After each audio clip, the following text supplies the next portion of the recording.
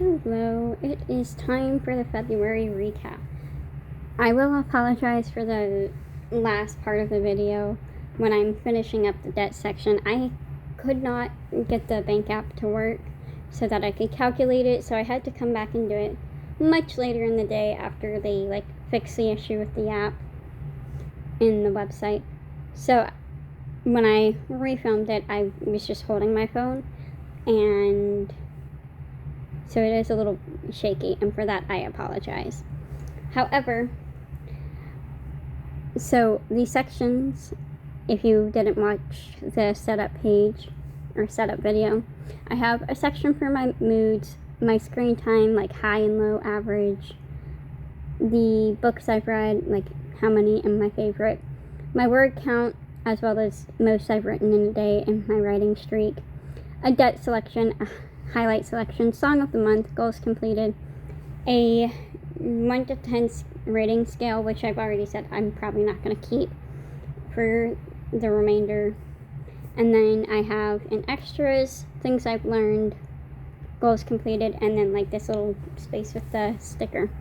So for my moods, I was happy 7 out of 28 days, sad once, mad for 2 days, tired for 5 days, neutral for 10, and stressed for 8.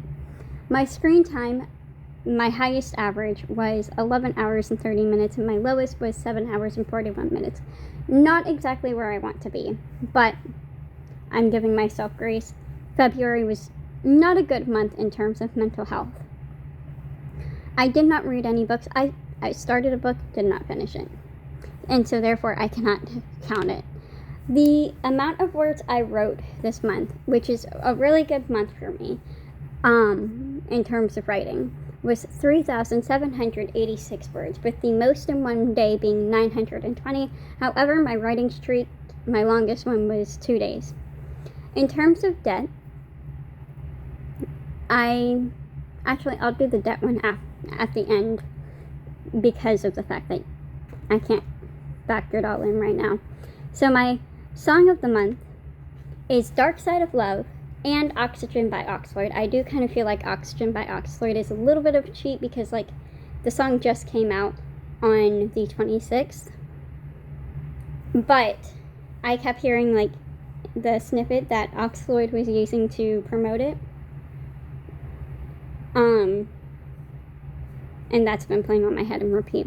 In terms of Dark Side of Love, though, that one came out, I believe, on Halloween of last year, and I've been obsessed with it ever since, and I'm waiting for him to drop another song, but he keeps teasing songs and then stringing us along.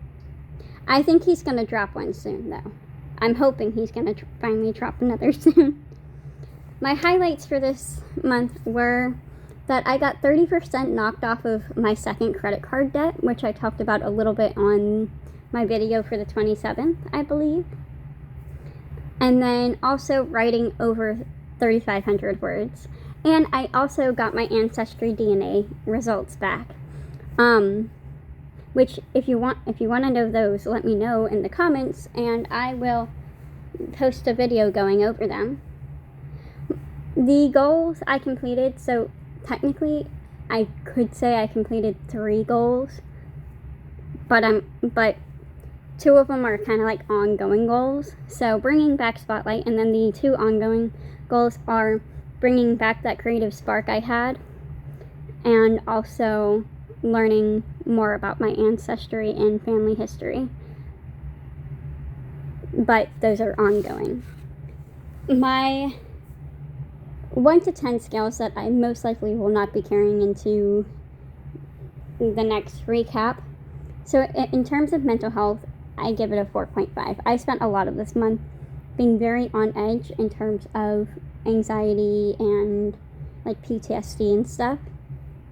Self-care, 5. It definitely could have been better, but because my mental health does also correlate with my self-care, I'm going to give myself some grace there.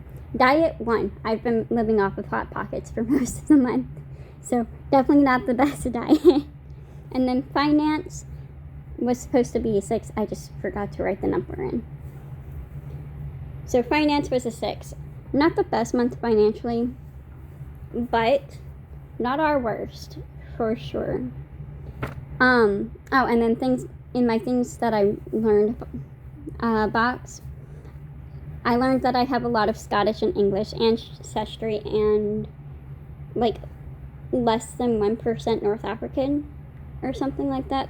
I don't know. The little alligator sign kind of confused me.